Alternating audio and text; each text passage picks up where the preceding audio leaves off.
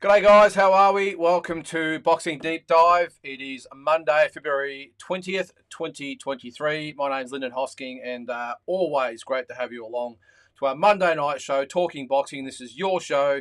This is where, while I have a little bit of a list to go through, I rely on your comments, your questions, your everything basically to make this show what it is. And we've had a great response so far, so thank you very much. Our viewership's getting up. Our subscriptions are getting up as well. So make sure you like, subscribe, all those things that I'm sure someone will remind me to let you guys know along the way. But other thing that's been good lately is I've done the What's Your Verdict as well. Last week's was Manny Pacquiao, Jeff Horn. Fair to say we had a very good response to that. Yeah, look, we had a really good amount of people actually watch it, but also comment on it, vote on it. I'll be doing that in another segment next week. I'll give you the results. Very, very close and a lot of good feedback.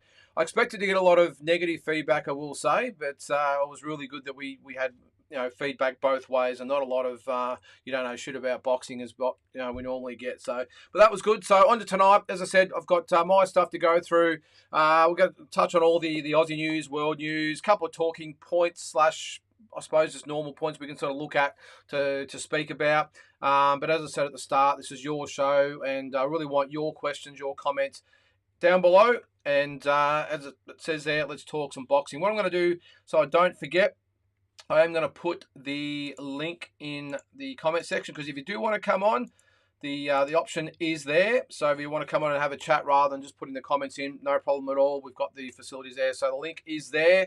Just click on it, come on, and if you want to get your ugly head on there with my ugly head, then let's go. Stephen Bateman's here. How are you, mate? Salute, Linda. Thank you very much, mate. Great to have you on. I've noticed you've been watching quite a few of the shows lately. So again, thank you.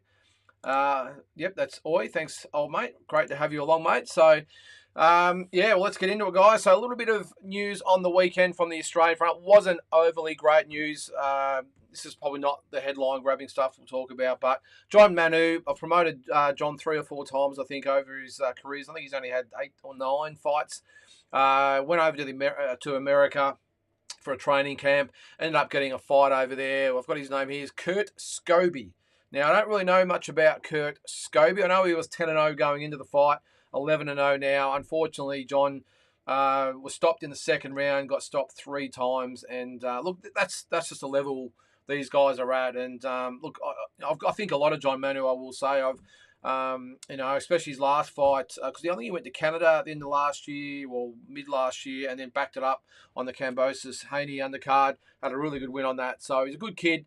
Look, these days, if you're going to put yourself out there, well, you've got to go for it. He went across to America with his trainer, and as I said, got a fight on short notice. It didn't quite work out for John, but he'll be back. I really liked his attitude after the fight, where there was no excuses, there was no blaming anyone. It was just say, that's boxing. I dared to dream. Didn't work out for me this time, but I'll be back next time. So, John, if you're watching, really good stuff, mate. As I said, it didn't work out for you this time, but plenty of opportunities down the track for you, and stick at it. You're only a young guy, lots of talent, and hope to see you back. I'm just going to say, guys, the other points I was going to bring up tonight, apart from the Aussie news and world news, I want to go through the list of champions. Now, I think I said this last week. I did it on the round table on D-Style Boxing. We did a hypothetical, it was a couple of weeks ago, where who would be the undisputed champion if there was only 8 divisions and 1 champion like there was in the old days. Went through it. I just want to go through all the divisions tonight, all the 4 champions, and let's have a bit of a talk about who is the champion of each division. I've got another little thing. We've got time I want to start doing. I want to bring up some fighters that I want to see where you see them in history. So I thought about doing this as a standalone series as a show, but I'd really like to hear some live feedback from you guys. And when I say about ranking them, what I mean is to get a fighter might be a little bit maligned about where they sit in history. And I want to just chat with you guys about what you think. The one fighter I've got that always sort of gets my hairs up is Mike Tyson. Where do we see Mike Tyson? So if we get a chance tonight, I want to bring him in as our first one. There's other fighters out there like Marvin Hagler, Canelo Alvarez. I mean, there's so many fighters out there that polarize fans. Some people or some fans swear by these guys, say they're all-time greats and everything. Julio Cesar Chavez is another one. Floyd Mayweather might even be another one, and others just say they are not in the top echelon of fighters in the scheme of things. So let's have a chat about that as well. Well, also, if we get a chance, we might not get a chance. There we go. I want to go through all the rankings of the Aussie fighters out there as well. So, look, there's always plenty to talk about. If there's not much news going on, don't worry. I'm always going to have a talking point that we can discuss and debate and fill in the time that we've got. But as I said, put the comments and questions in there. I really want to hear what you guys are thinking at the moment. One thing I did see today as well, Jai Pataya is back on the mend. I think he's back in full training. I did read he's asked or he's requested 60-day medical extension. Now, that will expire on June the 1st. Of course, Mateusz Masternak, the guy that beat Jason Waitley a few months back, is the number one IBF contender. Not sure whether he will get the first crack. You would expect to. He's the mandatory. I'm just looking at who else is on there for Jai. Yeah, I know he has talked about the pommies at Billum Smith. I think he's talked about. So there's a few options for Jai. I think the main thing is, though, is that the jaw looks to be mended.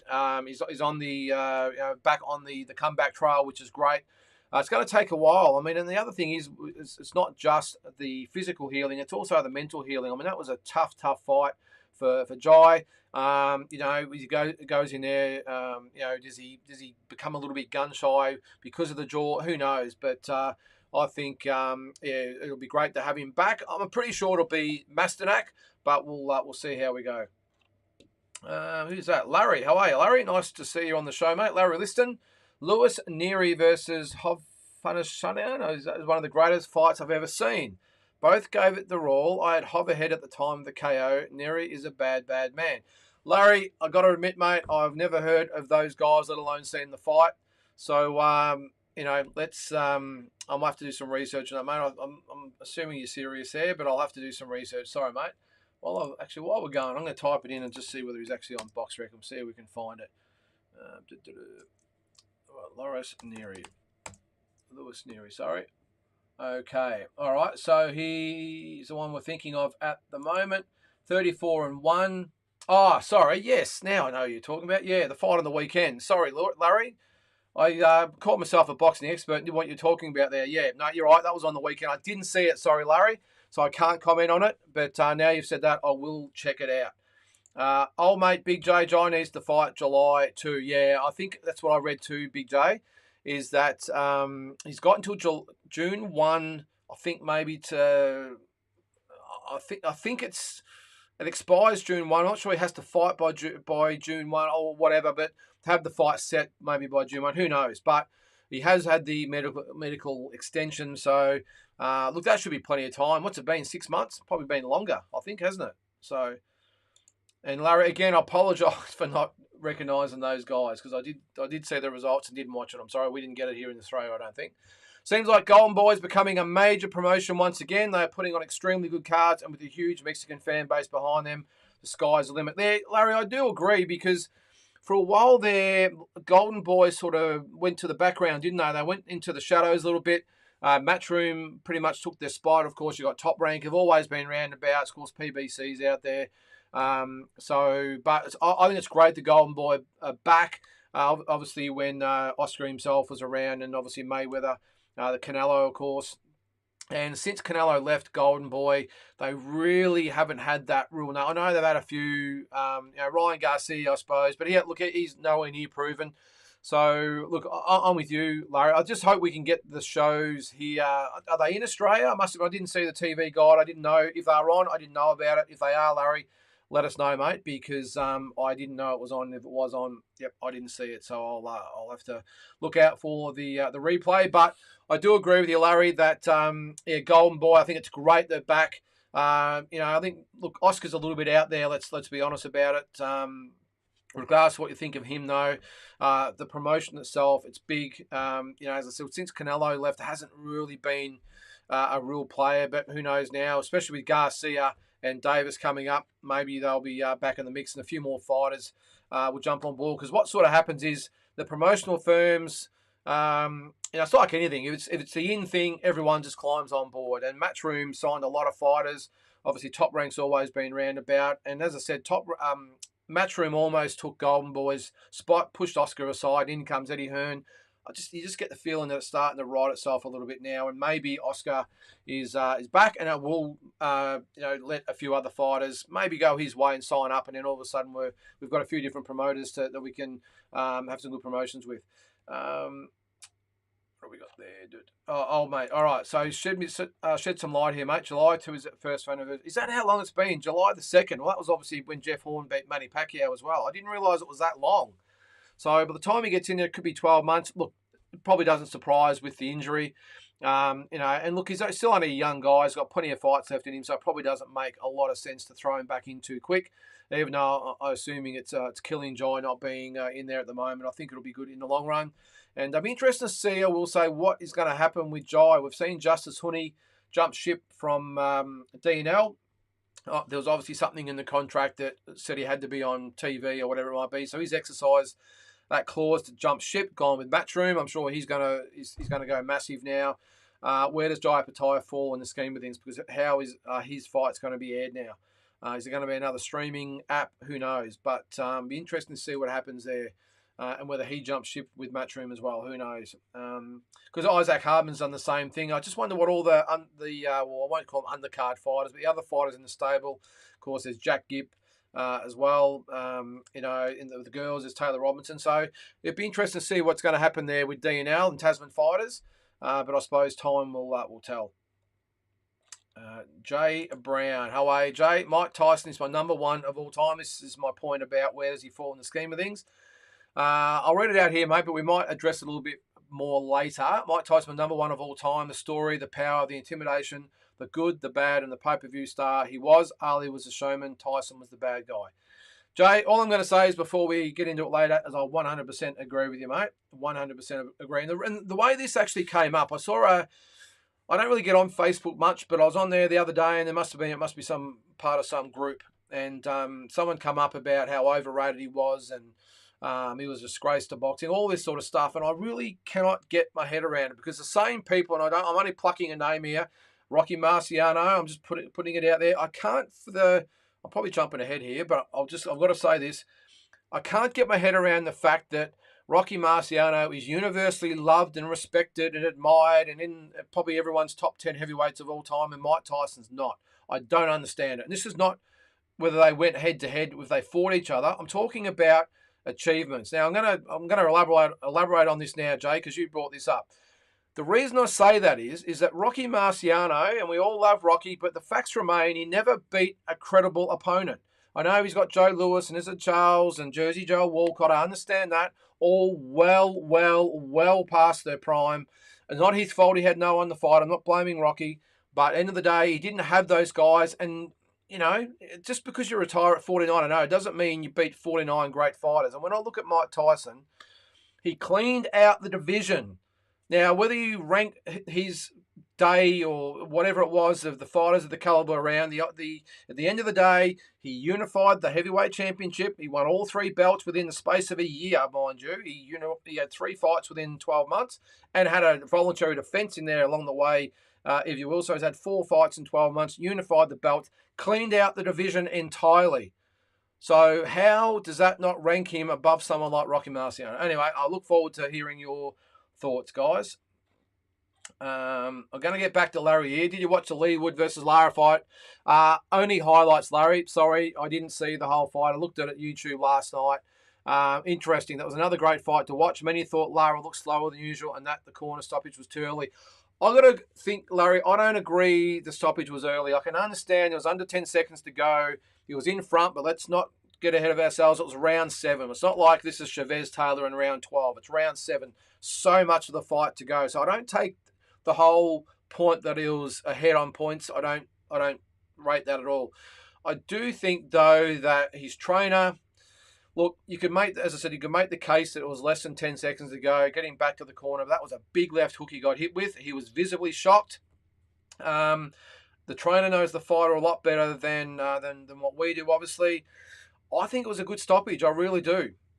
I know Leigh Wood wasn't happy about it at the time. I think afterwards, correct me if I'm wrong, he has actually come out and supported Ben Davidson for the stoppage. So, mate, I don't see this too. And look, can it be too early? The referee didn't stop it. The corner did it. So it's not really an early stoppage. It's maybe the corner jumped the gun. Normally, you would equate a early stoppage to the referee. The corner knows him better than anyone, and I just think they made the right call. They could see him, probably see his mannerisms, his body language, and made the call. So no, I fully support the other corner here, Larry. Larry again. Thanks for joining in too, Larry. I like the comments. Keep them coming. I'm not a Ben Davidson fan, but I agreed with the stoppage. Yep, there you go. His legs were gone, and with a big puncher like Lara in there, Wood could have been seriously hurt. Well, you're 100% right, Larry. Even though, look, who knows if they had a chance to get together again, but who knows? It's only a minute. By the time he gets back to the corner, he sits down, everything else goes on. A minute's gone, he's up, and he's got a whole 3 minutes that Lara's got to land another big shot. And you're right, he is a big puncher. The Mexicans, mate, they don't muck around.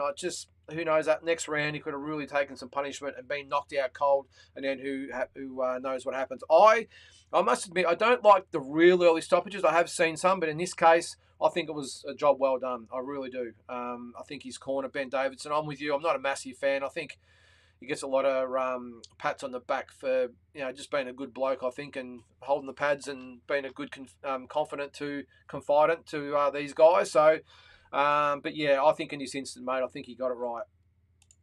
Okay, Big J, let's go. Don't rate Mike Tyson. Fury Klitschko would outlast him, and Lewis and Holyfield got him. All right. Well, as we're going, I'm gonna save that, old mate, because I want to come back to it. And I want to hear your points. I'm just gonna come back to that, mate. Old mate, Big J, Wood was a good stoppage. Thank you. Yep, we all seem to agree. I just want to make sure I haven't missed anything there. No, I haven't. So, yeah. So look, guys, we'll talk more about the Mike Tyson thing in a second. Other Aussie news. Michael Zarafa looks like he's going to be fighting Falcao for the IBF middleweight title. We don't know when it is. We don't really know who's going to promote it. Obviously, don't know where it is and everything else either. Look, it's great that Michael's got his opportunity.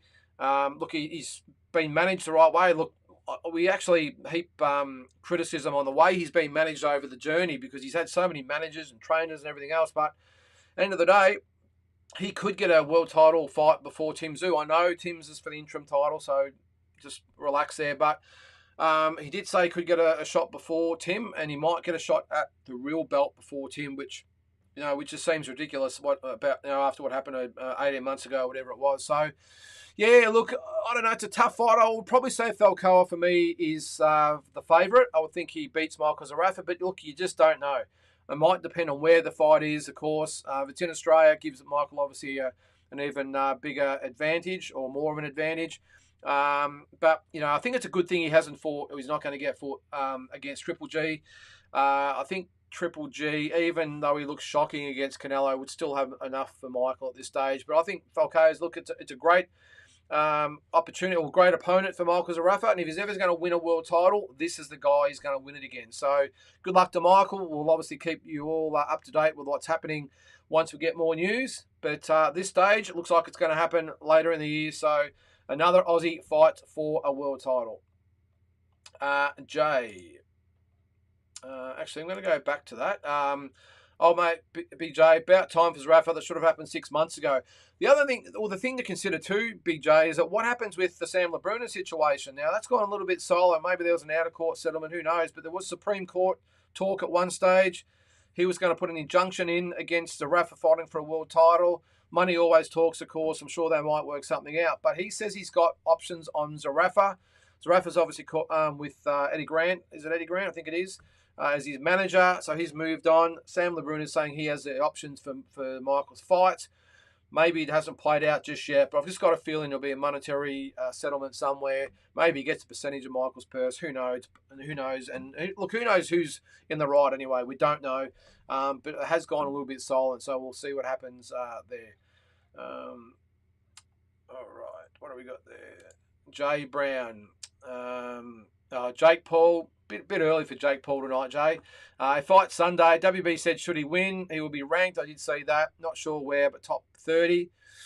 Many blowing up saying it's too early. I disagree. You rank him. Is that the same for Justin Hunter with 7-0?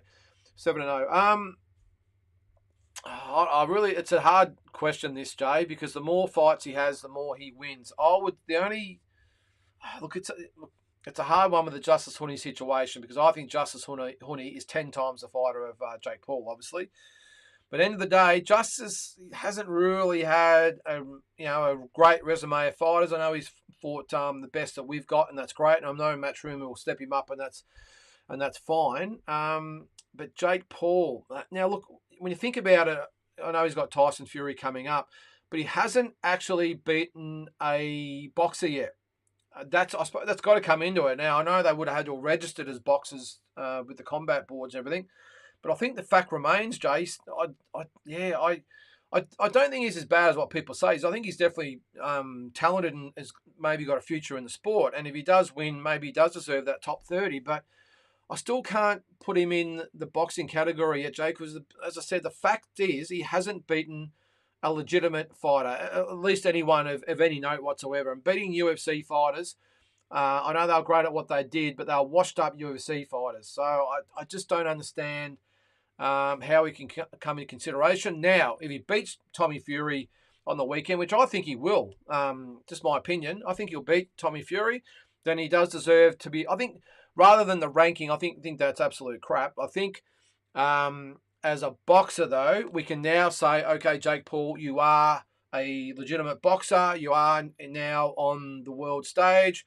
But I would think another 3, 4, 5, if not 6 fights against a boxer to actually get him ranked legitimately. But I suppose on the flip side, there's a lot of boxers out there that have fought boxers that probably wouldn't measure up to some of those UFC fighters he's fought. So it's a matter of what side of the fence you're on, Jay. Look, as I said, I don't agree with him being ranked in the top 30. I think Justice Honey, don't think he deserves to be ranked top 30, but I think he's definitely a top 30 fighter. I think he could beat anyone in the top, from maybe 12 to 30 or 12 onwards. I think he beats them all inside the top 10. Actually, having said that, there's probably a couple inside the top 10 I would probably back Justice Honey against, to be honest. But I think at the moment, maybe 12 or 15 onwards, then I would definitely say Justice Honey. But at 7-0 against no real credible opposition, probably a little bit early for Jay. So I hope I've made some sort of sense there. I've just gone around in circles a bit there, haven't I? Larry, again, in defense of Marciano, he's one of the smallest heavyweight champions of all time. Everyone he fought was bigger and had more reach than him. He didn't fight the greatest opposition, but I still rate him high. Yeah, I do agree with you, Larry, but that really shouldn't come into it. You're either one of the greatest or you're not. It doesn't matter your physical dimensions. You're in the heavyweight division. You get ranked as a heavyweight. Tyson was only, 5'10" or something, 5'11" or something like that as well. And I did say it wasn't his fault that he didn't fight or didn't have those great fighters around him like all the others did. But so we'll never know. I just don't like, Larry, when people, when they talk about Rocky Marciano, purely and solely rank him on the 49-0. That means nothing. Because you've got to remember, if Julio Cesar Chavez had retired after his 87th fight, he would have retired 87-0 and probably was a 3-time world champion.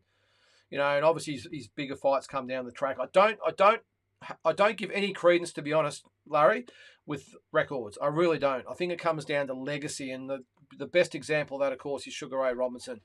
He lost a lot of fights, but he's regarded as the pound for pound number one. So in that instance, yeah, I just don't take records into consideration. That's why when people say, "Oh, but he was 49-0," I don't rank it or rate it at all. Floyd Mayweather, on the other hand, with his 50-0, I do rate that, to be honest, because regardless of when and where he fought them, he cleaned out everybody bar one or two. But he cleaned out the best fighters of his generation. It's probably too long to go over. So he's a little bit different. I think he got the 50-0 by his skills and everything else, not just by taking easy fights and everything else. I'm not trying to run down Rocky here, Larry. I'm going by the facts. I'm going by the facts in front of us, and the facts are Marciano fought, 38 or 39-year-old Joe Louis, way past his prime. Ezzard Charles, Jersey Joe Walcott. If I've forgotten anyone, let me know. But they're the only three I can really think of really any note, and they're well past their prime, late 30s or whatever it was. That's why I just don't understand that when Mike Tyson, he just was a bulldozer and just ploughed through the division one after the other. I do hear you, Big J, what you said. I'll address that later. I've probably gone off track a little bit there, so we'll get back to that one. Let's go on some other subjects here.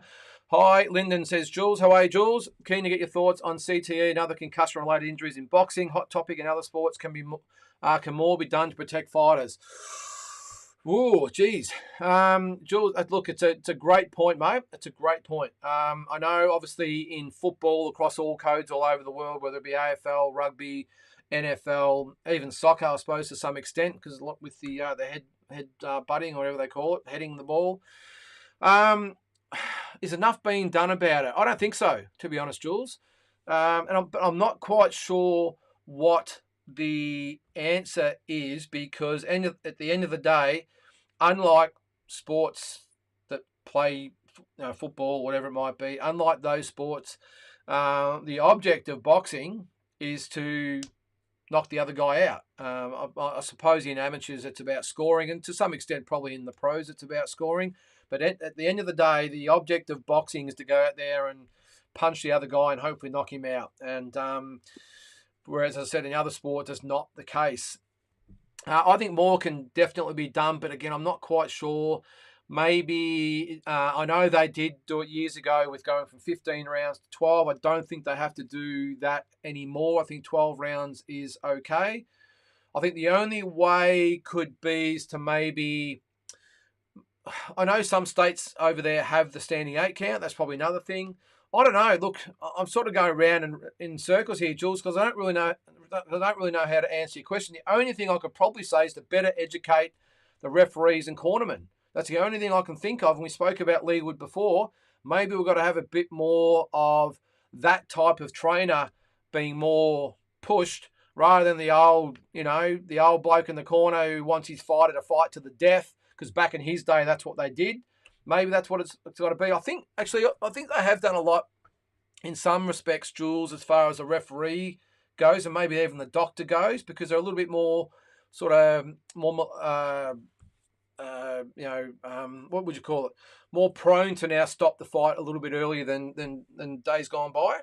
And the doctors are stopping it a little bit earlier than years gone by, but I don't know. I think, as I said, the only thing I can think of, mate, is to have a little bit more education, and maybe the referees being even more vigilant now and being encouraged by the powers that be to stop it a little bit early. But then what happens? Do we get the the backlash from fans? Fights, we're not watching boxing anymore because the fights are being stopped too early. I don't know. One thing I think I would be big on, though, Jules, I know they do it to some extent with some, whether it be sanctioning bodies or organisations or whatever, combat boards, whatever it might be, is to have some sort of fund set up for retired boxers, that all sanctioning fees, not just the world title fights, all promotions across the world, when you're paying your fees to the combat boards for your permit or license or whatever it might be, is that a certain amount of percentage has to go to a retired boxers fund, and it gets distributed to fighters. How that's policed, I don't know. I'm just putting it out there. There might be some sort of world boxers body. I know they have players associations and all that in the sports. They get played all around the world. But maybe, or the other thing is, maybe there's got to be more money from those promotions tipped into research into concussions and all this other stuff.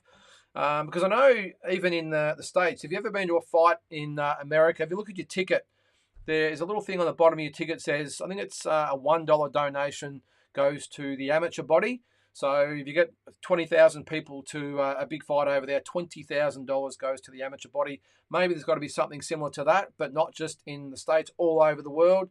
And I've been a promoter, so you pay your fee. Maybe a percentage of that goes to something like that, whether it be research or help for boxers afterwards. But as far as what your question was there, the only thing I can think of, mate, is to better educate and encourage cornermen and referees to maybe stop it a little bit earlier.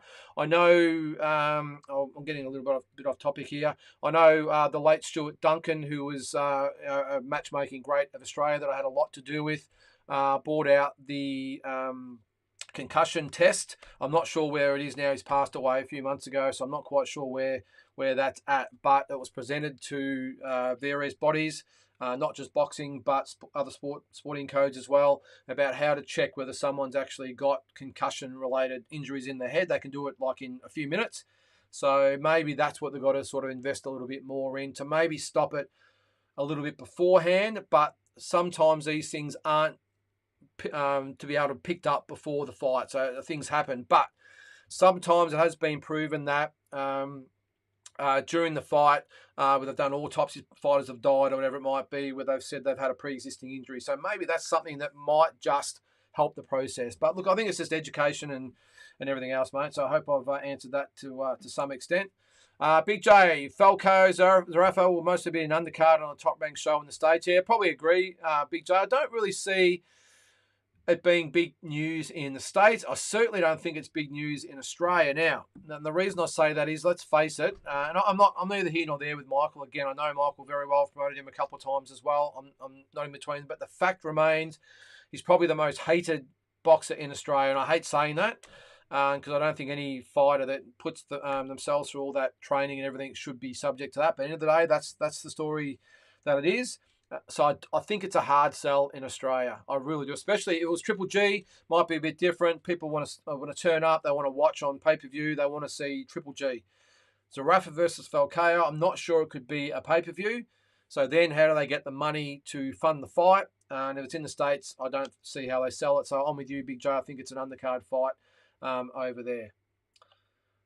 Ronnie Picken, how are you, mate? Thanks for joining in. It's interesting with Mike Tyson. I think people forget when he changed his style and concentrated mainly on KOs instead of KOs instead of as effective. Plus, of course, when Customato passed away, didn't help. I'm with you, mate. I think the thing is, there's two things. When Customato passed away, that was the first sign of him sort of going a little bit off track. However, he still had Kevin Rooney, Bill Caton, and Jim Jacobs in charge of him as well. Kevin Rooney was obviously the trainer. I think when he left those guys, that's when it all went downhill. So I just think the best version of Mike Tyson we never saw. Not just because of that, but after the Douglas fight. And that's an upset. Look, lots of fighters have been upset over the years. Countless, not just heavyweight, but fight have been upset and come back and avenge them. I got no doubt if Tyson fought Douglas again, it probably would have stopped him in 2 rounds, but we'll never know. But after he left Kevin Rooney and everything went down with Bill Caton and Jim Jacobs, he was incarcerated, of course, for 3 years, probably the best 3 years of his career we missed out on. And when he came back, we had probably glimpses, but he was never the same. But I just think his body of work before that happened, and by that stage, he was still in his early 20s, and for a heavyweight, he's just a baby. I just shudder to think what that guy could have been if those guys had have held him for his whole career and he had to remain dedicated. Again, we'll never know. Who knows? Holyfield, Lewis might have beaten him anyway. But I just don't get how a lot of people say, he was overrated and no good. I just don't get it. I really don't. I'm going to get into it later, Ronnie, so keep the questions coming. Larry, this is in regards to Justice Huni. Huni has fought actual boxers, not MMA guys or YouTubers. He also has a pretty good amateur record. There is levels between Paul and Huni. Huni would KO Paul and make it look easy. 100%, Larry. Took the words right out of my mouth, mate. I'm probably trying to be a little bit polite about the whole thing. But Jake Paul, to give him a little bit of credit, he has tried to fight numerous actual boxers, and for one reason or another, they fall over. There has been conspiracy theories that there's been a deal in place that they'll sign the fight, and then it won't happen, and he can pump the chest or beat the chest and say they pulled out, whatever it might be. I don't know.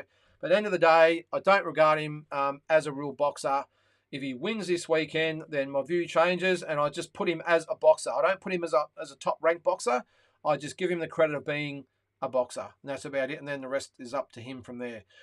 If he gets a few more wins under his belt, though, Larry, rest assured that one of the guys out there will want to fight him. At the end of the day, it'll be the biggest payday they get. Now, if he's campaigning at cruiserweight, I think, guys like Jaya Pataya and Breedis and even Masternak and those types of guys, I think, would eat him. But let's just say it's Jaya Pataya versus Jake Paul in a year and a half's time. It's big news, big money. Bring him to Australia, massive amount of money for all concerned. So it's all the business, let's face it. What do we got? Old mate Big J says, much as I like the Logan boys, they don't pass the pub test, just fighting old MMA wash-ups and YouTubers, so no good. Yep, I'm with you there, mate. Rocky barely top 10. Well, I wouldn't have him anywhere near the top 10. Big J, just my opinion. I just think there's so many great heavyweights in front of him. And again, take away the 49-0. I don't even want to know about it. Look at him as Rocky Marciano, the fighter, and his resume. That's what it comes down to. Take the records out of it, throw them over your shoulder, resume. And Mike Tyson's, I'm sorry, all you Rocky Marciano fans, Mike Tyson's resume, Rocky's doesn't even compare. Not even in the same ballpark. All right. So as they say, not even the same sport, if you ask me. Jules says Tommy Fury is a boxer, but the combined record of the blokes he beat is 24 wins, 176 losses. I didn't know that, Jules. I really didn't know it. Now I'm glad I thought Jake Paul. Because, look, all things aside, I think Jake Paul's got some real upside. I really do. I've seen glimpses in there, and I suppose we don't take him seriously because he's knocking out other YouTubers or MMA guys or whatever it might be. I actually think underneath, you break it all down, the guy's got some ability. He's improving each fight. As I said, I still don't rate him as a boxer, but there's a making of a boxer in there, and especially a boxer they can market as the real deal and generate heaps of coin. And that's what it's all about. And that's why I said the cruiserweight champions out there are going to look at this guy and say, he's my money ticket. So we'll see what happens. But I didn't know that, Jules. 24 wins and 176 losses. And what would happen if that was Jake Paul's or the guys his was fighting resume? He'd be getting slammed. So I don't rate Tommy Fury, I will say, and that's why I give Jake Paul a big opportunity to win this fight. Larry, keep the questions coming there, mate. Commission's allowing fighters with 10-90 records to fight is part of the CTE problem. Great point. I didn't even think of that. The journeyman system is part of the business in the UK system. Education of refs and judges should be keen. I agree. Really good point, Larry. Now, this has probably been a little bit of my agenda. I've been on the soapbox about this a while. I see it a lot, especially in Australian boxing. I'm sure it happens all over the world. There's this perennial journeyman, and when the not just journeyman as far as the guy that's 10 wins and 20 losses and always turns up. I'm talking about even some of the guys we've had over from Thailand, Indonesia, Fiji. Philippines always come up. They're always tough. So I'm sorry, I meant Fijians and the like. Great guys. They always come over. They always have the best intentions, but so many times are overmatched. A lot of them have been knocked out 10, 12, 15 times in their career. It's not a good look. So I think to expand on what I said earlier, combat boards have to be more accountable. Promoters have to be more accountable. In all the time I've been in promotions, I don't think I've really heard of any time the combat board have said, we're putting a line through them. Now, I might be wrong. It might happen behind the scenes. But I've never really seen, I have seen fighters fight on some shows around the country that are just should not be fighting on a card, especially against the caliber of guys they're fighting against. They get KO'd in 1 round or 2 rounds, whatever it might be. Where's the combat boards in here to say, record to record, I've seen this guy fight. There's no way that fight's happening. We need more of that. So, Larry, great point, mate. Tony Weeks is a long-time referee, had a horrible performance in the Morale ADOS fight that almost got ADOS killed. Yep, it did. Sent him into a coma. Referees need to be re-educated. Yeah, well, that's probably the only thing I can say, mate, is as I said earlier, the referee, I think they've become so much better over the years. Doctors are now getting more involved, probably getting a little bit more responsibility, I suppose. I know they've always had the power to stop a fight, but probably getting a little bit more proactive to say stop the fight.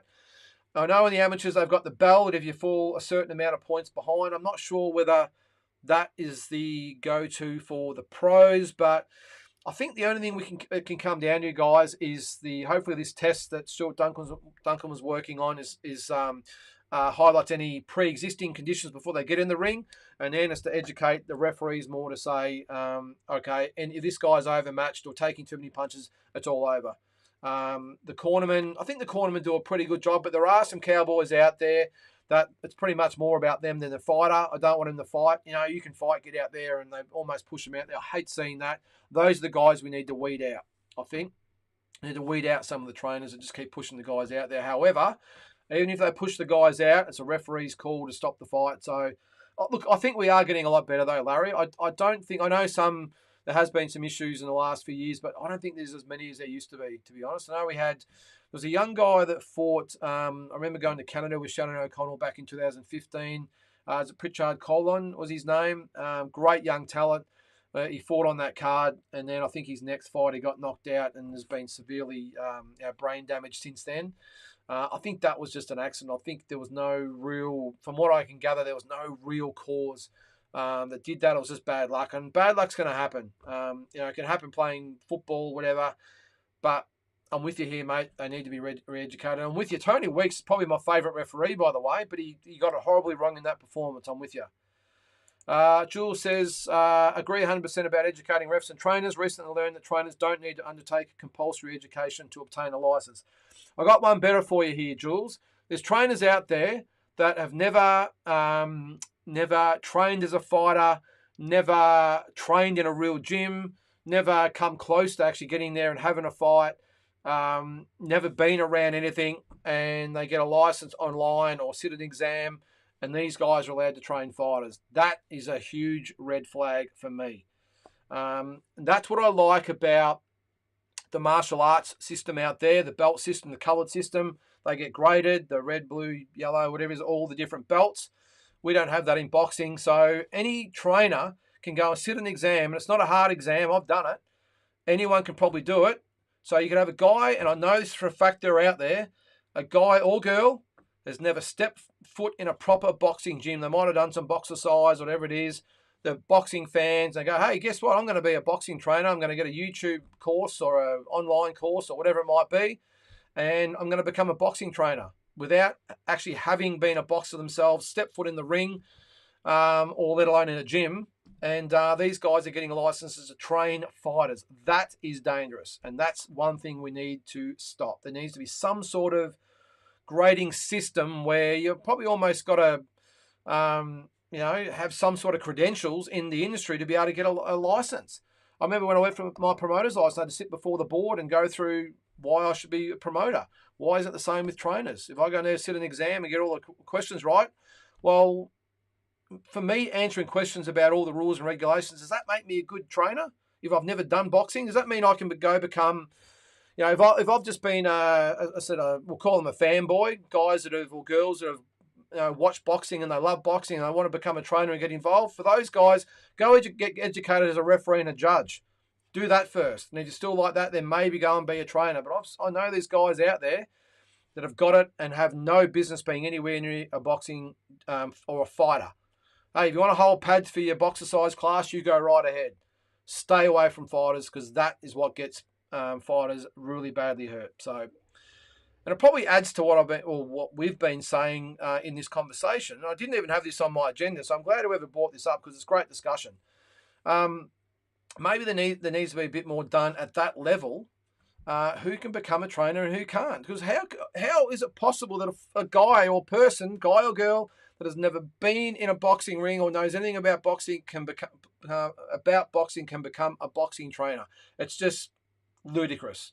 Go coach soccer or football or whatever it might be, because at the end of the day, if you make a mistake and don't really know what you're talking about, you get away with it. You lose by 10 goals or whatever it might be. In boxing, fighters get hurt. So add that to the list of stuff we can do a little bit better.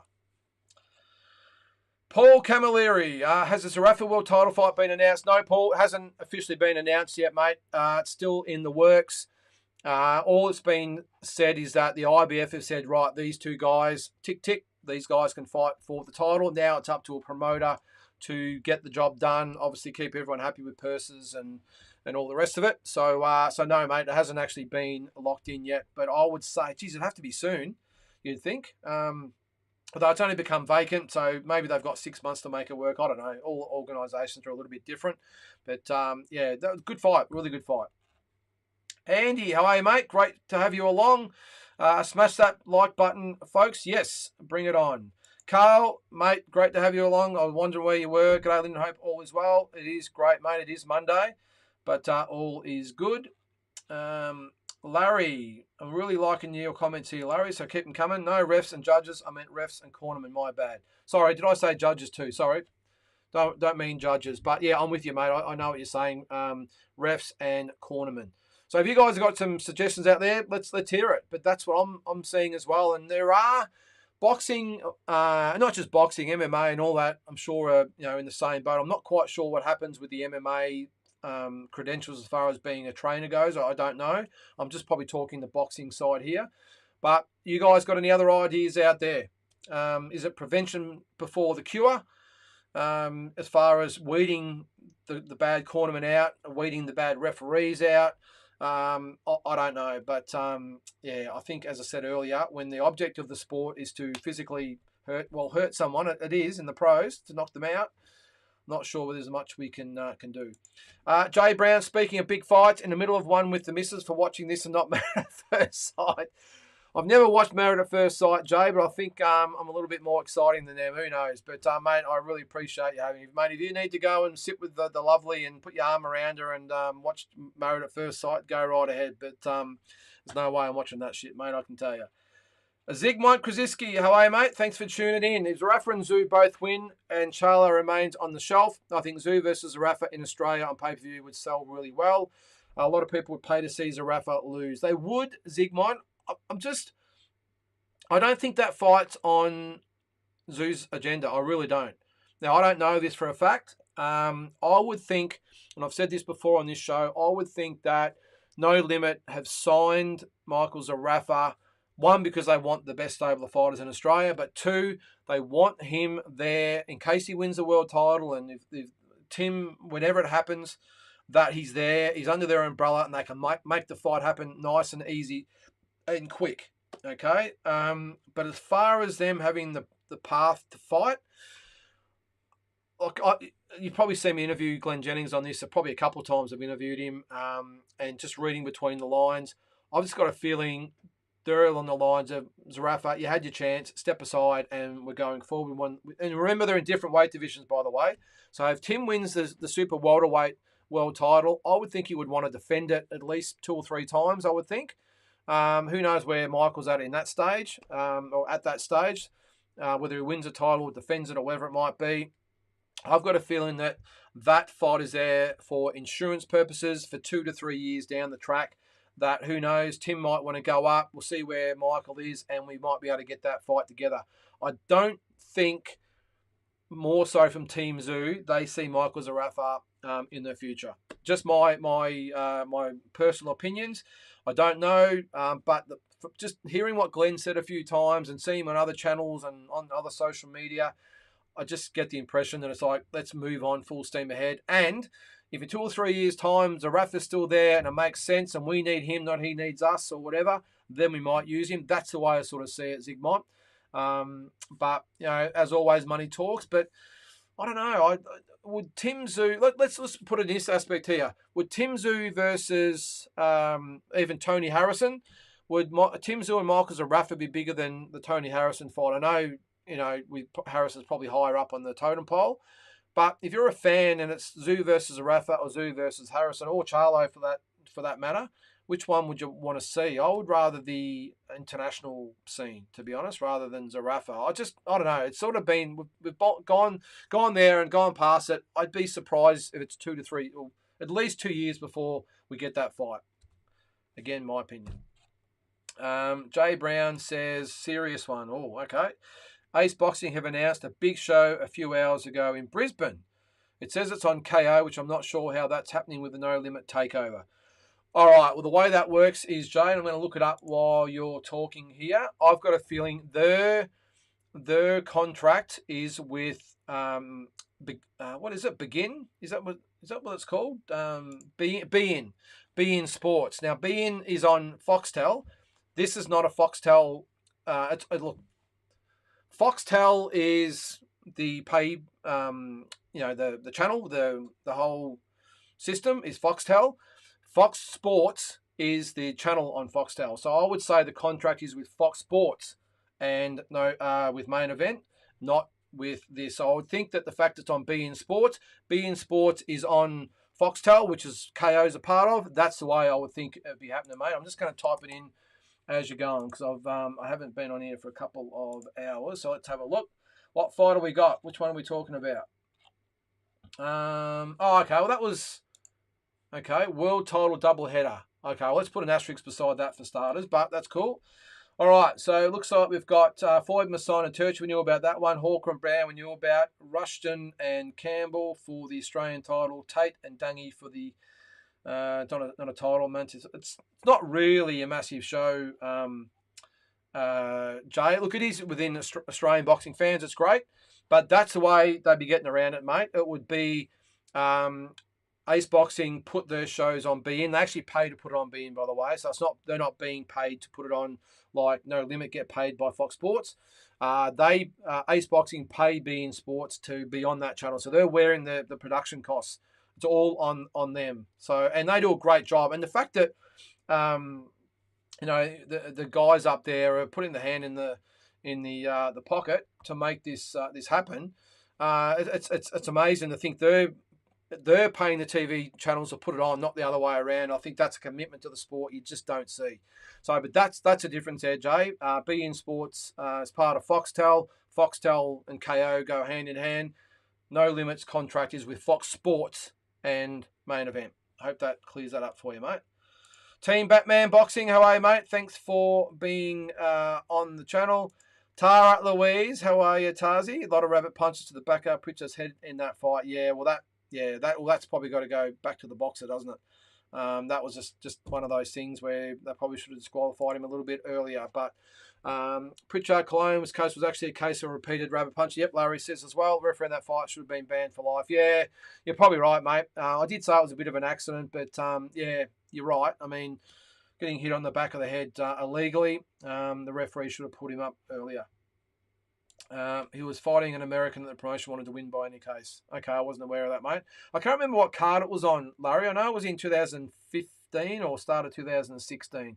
But just tragic. I did meet Pritchard when we were over there at the weigh-in. Really, really lovely guy. There was big raps on him. And it's just an absolute shame and tragedy that happened to him. I think he's doing okay, but just severely brain damage, so not good. Old mate Big J, John Min, South Korean Oz-based fighter. Yes, I've promoted John before. 47-year-old fighter with a record of 9-34, 27 KOs, and has been knocked out 10 times in a row. Not good then, mate. Then if that's the case, he should be out. He should be barred. Simple as that. I think when I promoted him, this is about 4 or 5 years ago. Shocking record, but hadn't really been stopped many times at all, if any. It was one of those fights. I mean, it was short notice as well, by the way. It wasn't someone we went out and searched for. But it's a good point you've got there. It brings back to my point about the combat boards. Now, when he came in with a record that he had, I probably would have expected them to say, we need to probably have a chat about this guy you got on the card here, this John Min.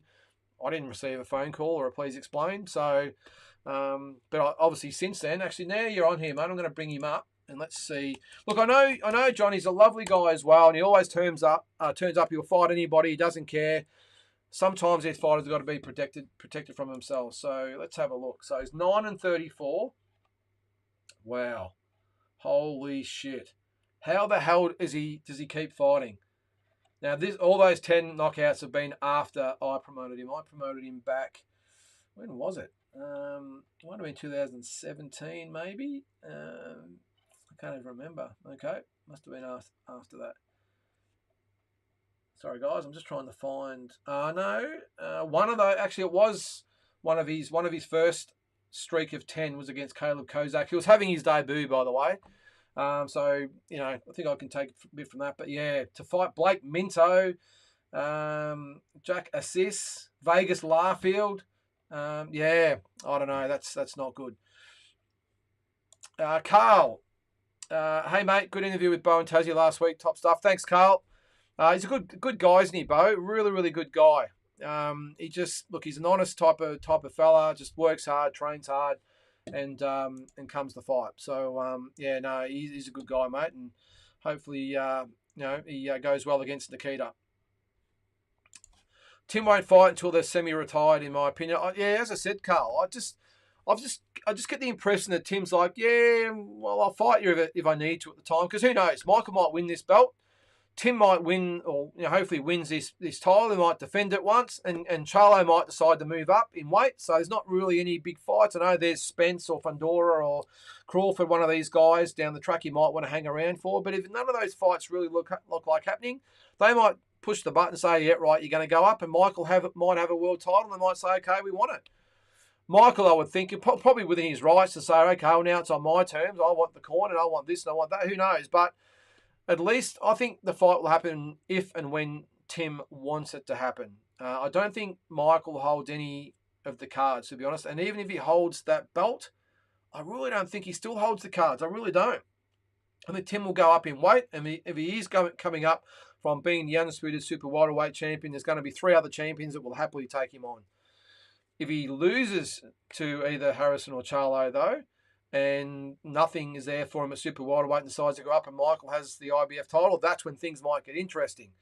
Things might be no limit, and Team Zoo might be a little bit more receptive and a bit more forthcoming about what they're going to give Michael. But who knows? It's fascinating, but I really think it depends on the Tim Zoo situation. I don't think it's going to be a fight where it's going to be, hey, let's get these guys together. It's the biggest fight in boxing. Let's go. I don't think that's the case. Larry says Tim Zoo is still a work in progress. He still has some flaws from what I saw in his last fight. I think Tim versus Tony Harrison is 50-50.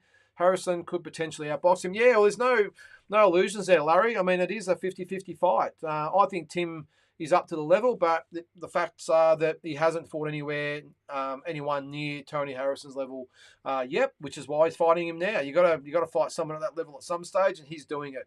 I think he surprises a lot of people with the way he goes about this fight. I think he beats Tony Harrison convincingly. Just my opinion. But Tony Harrison, look, probably like a lot of you guys out there, I think it depends on what Tony Harrison turns up. If it's the motivated guy that turned up against Charlo, Tim might have a long night in front of him, but he has been a little bit uninspired in some of his fights. You get the impression this is not one of them occasions because he wants the third Charlo fight. So I think if Tim can get through this, I think the boxing world is going to have to sit up and say, hey, this guy is for real. And Charlo, we might have a new champion. Let's see. Anyway, let's just hope that fight happens. I still got a really bad feeling that if Tim wins, Charlo might find some way to get out of it, whether he moves up or his hand's not right, whatever. I hope it's not the case. I think, though, if Tim wins this, there are heaps of options after that. Of course, Spence, Crawford, Fundora, all those fights are still there. I don't think he necessarily needs Charlo. I know he wants the undisputed belt, but if Charlo decides to vacate and move up and then Tim fights for the full title, I don't think he misses out on a lot because I think arguably a Spence or Crawford fight is bigger than the Charlo fight, I think. So we'll see. Carl says, no way. Maybe for the hardcore Aussie fans, but Tim versus Tony is a way bigger fight. Thanks, Carl. Thanks for agreeing. Larry, but Harrison always has a reputation for getting stopped late. Well, it's only been, has been 3 times, I suppose. So if Tim can catch him in the late rounds, he might get it. But for me, anyway, it's just 50-50 as a get. Yeah, mate, I agree with you. I wouldn't look, if Tony Harrison wins, I'm certainly not going to go, geez, that was a surprise. I'm not going to say that. I just believe in Tim enough that it's his time, and I think he just gets the job done. I think he gets it done convincingly. But if Tony Harrison turns up, which looks like he's going to turn up in really good nick, then anything is possible. I've just got enough belief in Tim to think that he gets the job done regardless of what Tony Harrison turns up. Zygmunt, some good points there, Lyndon. Thank you, Zygmunt. I really think it's important that a boxing trainer has actually fought. I also love to see former fighters become officials like Philip Holiday, Paul Tapley. Yeah, I agree with you, Paul. We've had Zygmunt. We have had this discussion on here before about this. I agree. I think if someone is getting into boxing that hasn't actually been a boxer before, I would suggest the referee judging route, and at least maybe initially, maybe get to know the sport, maybe start educating yourself in gyms and all that sort of stuff. I think a boxer should have fought to be a trainer, not necessarily at the high level. That's not a prerequisite, but at some level, you've had to have been in the ring to experience what these guys go through. And what feelings that are going through the body and the signs they may be struggling, or just to have an idea of what it takes. And as I said before, the fact that people are getting licenses without ever actually having trained in a gym to be a fighter, it staggers me. Never trained in a gym. They've done some boxercise, whatever. Go, oh, I want to be a boxing trainer. I don't get it. I just don't get it. But as I said there, mate, I just think to become a trainer, whether it be amateur, pro, just have been in there, been through a camp, been in the ring across from someone that's trying to hurt you, stared them down and gone to war, just to sort of know, to get a feeling of what you're up against and just a basic understanding of technique. Now, how do you get that from an online course? I know there's heaps of them out there where you're moving up and down, you're doing different routines and stuff. Well, how can you learn to teach boxing through YouTube or an online course? I don't understand it.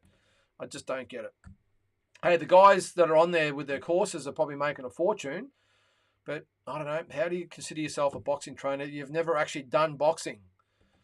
Real boxing I'm talking about. Anyway, Larry Liston again. PBC usually favours the American fighters, so they might put some biased judges for Tony in there, although it's in Australia. Could also be home judges as Tim is younger and has more star potential. I would think, Larry, they'll be 100% neutral, I would think. Maybe they'll have an American, an Australian, and a neutral judge, or they just might go 3 neutral. Either way, there'll be a balance. So I don't think that's an issue, Larry. I think the fact it's for a world title, even though it's an interim world title, I think there'll be neutral judges, and worst case will be 1 and 1 and then 1 neutral judge. So I don't think that is a factor at all, mate. Carl, what's your thoughts on the Wood versus Lara fight? Great left hook by Lara, one of the best punches I've seen this year. Yeah, we talked about it at the start of the show, Carl, and beautiful left hook, and I think it was a really good fight up to that point, but I agreed with the stoppage. I think it was a good stoppage, and I think Woods already said he wants the rematch, which is contracted for, so that'll happen. He'll get another crack at it. And isn't that the good thing about it, that I know not every fight has a rematch clause, but in this instance, it's like, hey, let's just get out of this one unscathed, and we'll have another crack at him next time. I think that's really good. Rather than getting knocked out and getting hurt and everything else, I would rather see him, debating whether he got stopped too early, whatever it might be. The fact that he can regroup, take a deep breath, have a month off or something, and then get an immediate rematch and try and make it right. I love it. I think it's great. One of the good things to come out of a mandatory rematch clause in the contract. Larry says, I just looked up John Min's record. This is criminal that he's allowed to fight 27 KO losses. Yeah, I'm with you, mate. That's atrocious. He'll be guaranteed have some form of brain damage if he doesn't already. Yeah, as I said, Larry, no one ever said to me, hey, we need to talk about John Min. And he last fought in September last year. And you're right, he's been stopped, is it 10 times? 1, 2, 3, 4, 5, 6, 7, 8, 9, 10 times. Stopped 10 times in a row. Surely someone from the combat board. I'm sure, look, how hard is it? Well, I will say, because I'm assuming when we have to, if you're not familiar with the way boxing promotions work and everything, as a promoter, we've got to submit a sheet with the fighter's name, the trainer, the record, everything like that. We've got to submit it to the combat board. They then rubber stamp it. They tick the boxes and say, there you go. Of course, you've got to get your medicals and bloods and all that sort of stuff done. Maybe they need to be accredited, whatever it might be. But at the end of the day, they get the list. So what is stopping these guys? I'm assuming that's their job, is to go through it and go through BoxRec. I mean, it's a free service to jump on there and go through every single fighter, because you've got to put the record on there. When you put it on your sheet, you've got to have their record. Surely when it comes up 9 wins and 30 losses, whatever it might be, you go, oh, we've got to look into this guy and say, look, this guy needs a spell. He fought 3 times last year, twice the year before, 4 or 5 times the year before that. And it's not like he's coming up against nobodies here, guys. They've all got winning records. Every single fighter that he's fighting has winning records. He's purely the opponent, and he's been stopped in every single one. So why can't they, as I said before, prevention rather than the cure? Prevent it, stop it, weed out the promoters that are putting on these fights. Although having said that, it probably shouldn't get to that stage. Weed out the guys that work for the combat board. What are they doing with their jobs? Isn't it that their job to do this? This is what we're paying our fees and charges and everything for. Sure, it's for them to go through and say, that's a big red flag. We've got to look at this guy and do some more investigations. And if he doesn't fit the criteria, then we put a line through him. Can't be that hard, can it? I know they do a good job at the combat board. They're all good people. Don't get me wrong. I've dealt with them many, many times. But isn't that their job? Just saying. Ross, how are you, mate? Tommy Fury, first opponent, had a record of 10 wins, 102 losses and 3 draws. Now he's 10 and 113 and 3. Now, I'm going to have to type his name in here because I've got to see his record. Now you've said this. Tommy Fury, where are you? Where is he? Is that him? TNT? Yep, that's him. 8 no. All right, so 10 wins, 102 losses, 3 draws. Actually, I'll bring you guys into this. You can see what I'm seeing here. What do we got here? All right. Hang on. All right, okay. All right, so you can see down here, 0 and 26 and 2. 2 and 26, 0 and 11, 0 and 9. Hey, we've got a winning record, 2 and 0.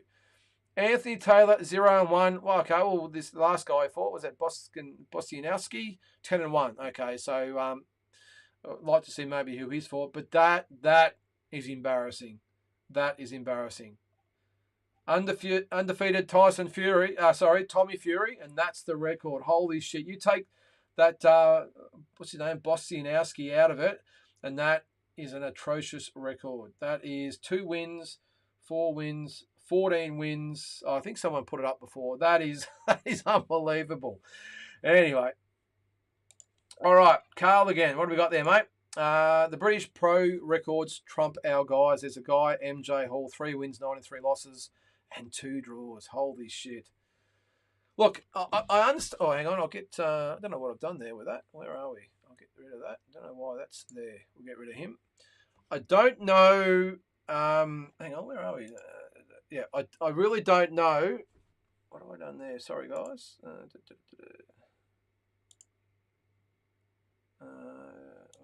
No, I've lost my thing there. Doesn't matter. We'll come back to that. I don't know. What's going on here, guys, with these records? Because surely at some stage someone said, "No, this is something we need to look at." But anyway, that's amazing. 3 wins, 93 losses, and 2 draws. Jules, speaking of Aces card and Tate versus Adungi, shame Garside is doing the amateur circuit because Tate versus Garside would be a great fight. And I think Tate might win. That'd be a really good fight, Jules. I think Tate goes all right. What is he, 10-0 or 11-0, something like that? No, he's got it all, I think, Jules. I don't know what happened to my talking boxing thing there. Sorry, guys. I must have axed it accidentally. Yes, that would be a good fight, though, Jules. Could you imagine if Zarafa was the A side? He might be the A side on paper, Carl, but for the Australian fans, definitely the B side, mate, if not the C side.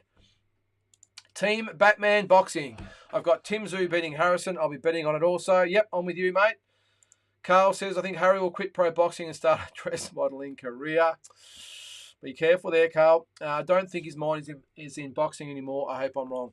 I'm not 100% sold, Carl, I will say.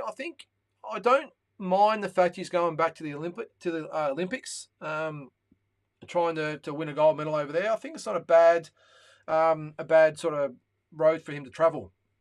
It's for Harry. He's still only young, but as far as being on boxing, well, who knows? If it's purely and solely to go, look, maybe he made the decision to say, I'm going to go back to the amateurs and try for the Olympics, which means I'm not really fussed whether I fight in March or April, whatever it was. So I'm not really fussed, of which Johnny Lewis has then said, well, that's it. I'm going to walk away. Maybe Harry is committed, but he said that I'm going to go for the Olympics and I'm going to come back, and Johnny Lewis didn't like it. Maybe. I don't know. Maybe he is committed. I'm with you, though, on the surface. With all this other shit that he's doing, I don't think he looks committed at all at the moment, but only Harry knows that, doesn't he? So, what have we got there? Jay, the only 2 fighters to drop out of the WBC top 15 this week was Tim Tszyu and Tony Harrison. What a joke. Yeah, well, obviously fighting for the belt, so we'll kick him out. Was Tim the WBC number 1? I think he was. And Tony might have been number 2, was he? I think. I know Tim was number 1, but that's crazy. So yeah, that's the WBC for you though, Jay. For the supposedly number 1 sanctioning body in the sport, they just make some ridiculous decisions, don't they? Anyway, Rowan, how are you, mate? Thanks for joining in. Are you going to the Tszyu Harrison fight? Yes, I will be there. I booked tickets this past week, flying there from Cairns. Can't wait. As I wipe myself there. Not much ventilation in this room, I've got to say, guys. Sorry, I'm sweating there. Yeah, I will be there, mate. So I'm going to go up there with Uncle Ronnie Picken. He was on the show earlier with a comment. Shout out to Uncle Ronnie. I'll see you on Friday for the Carlton Collingwood practice match too, mate. Yeah, I will be there, mate. So I booked my flights and tickets. Haven't got the accommodation yet. I just want to see where the weigh-in and all that is. I've talked to Tassie, who's obviously got Bo Belbin on the undercard, and I think they're talking about maybe being in the city, not out in, where is it, Homebush. So wherever, I don't know. I might be in the city as well, a bit more to do in the city rather than be out in Homebush all day, because I think we're getting up there on the Friday night, and then we'll be there for the weigh and everything on the Saturday, and hang around the hotel, all that sort of stuff, and obviously for the fight, we'll fly back on the Sunday night. So, yeah, can't wait, mate. If you are there, Rowan, you see me, come and say good day, mate. Be good to meet you. Dennis Hogan is at 11 on the WBC. Okay, let me have a look. Is that, what is it? What weight is he? Super welter. Unless this is not, oh yeah, number 11. There you go. Well, how does that work? If you're a world champion, you're not supposed to be ranked by the other organisations. Isn't that why Tim and Charlo are out? So how does Dennis Hogan come in there, unless the WBC don't recognise the IBO maybe? Is he ranked with any of the others? I don't think he is. No, he's not. Okay, yeah, but that's interesting, isn't it? Ranked number 11, and he has signed with Matchroom as well. So who knows what's going to happen there? That's very interesting. Great on Dennis. Great stuff by Dennis Hogan too. Paul Camilleri, dress modelling career. Big shame. Garside is great. Boston Hills, so good to watch him. I hope he comes back and continues his pro career. I think he will, Paul. I did see some footage of him on social media over the weekend, and he's in Bulgaria, I think it is, and he looks like he's doing a bit over there. He's obviously fighting over there, so hopefully we're all wrong and he's just decided to go back to the amateurs, and Johnny Lewis hasn't liked his decision. Who knows?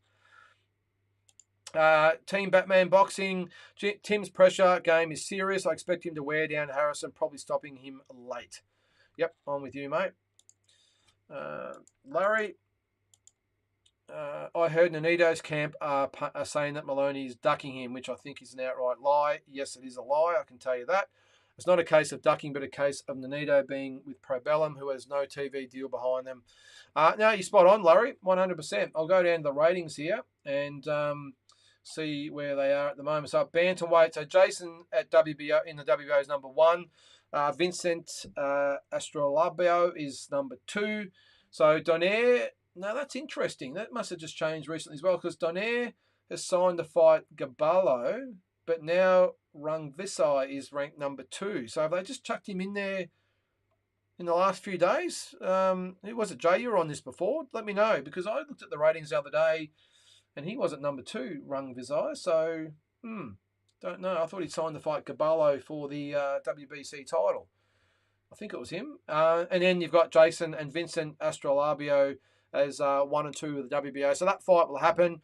I have got some inside word on that, guys. I can't say too much. Let's just say that Jason will be fighting for one of them belts and on a big show, and I'm sure it'll all be announced very soon. So keep tuned for that. Outlaw Boxing Club, how are you, mate? Thanks for joining in.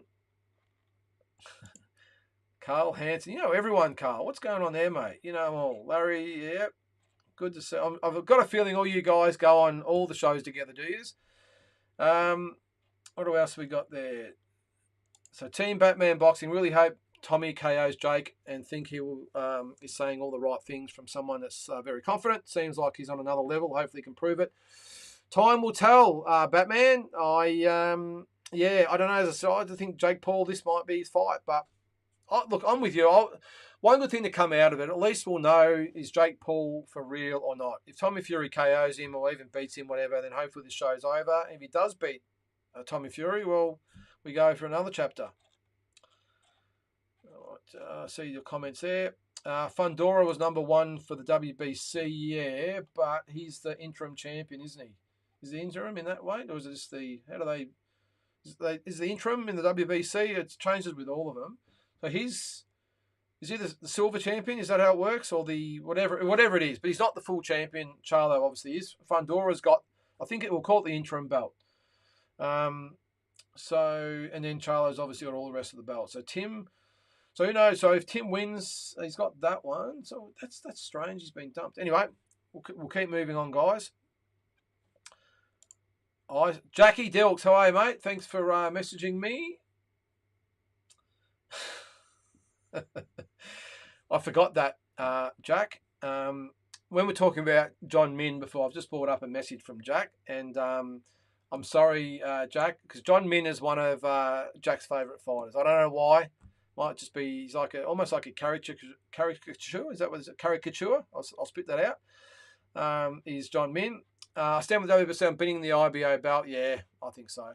No disrespect to the guys that have got it, but it's a stepping stone belt, I think. Oh, okay, Carl. Sorry, mate. I must have missed that. I must have watched it at the wrong spot. But Rungvisai, I didn't think he was number 2. But then having said that, Donaire signed the fight someone else. I think it was the Caballo, was it? Was that? Did I say that's his name? Bantamweight. Gaballo, sorry. Gaballo. I think I'd seen that he signed to fight him. So where's Rungvisai fall in the scheme with him? Because he's not rated anywhere else either, is he? So how does that work? How can you be ranked number 2 in the division and not ranked anywhere else? Anyway, yes, Larry. Jason Maloney supposedly fighting Vincent Astrolabio for the WBO title. So just stay tuned, Larry. That's all I will say. Fundora is silver. Thanks, mate. I didn't know whether it was silver or interim.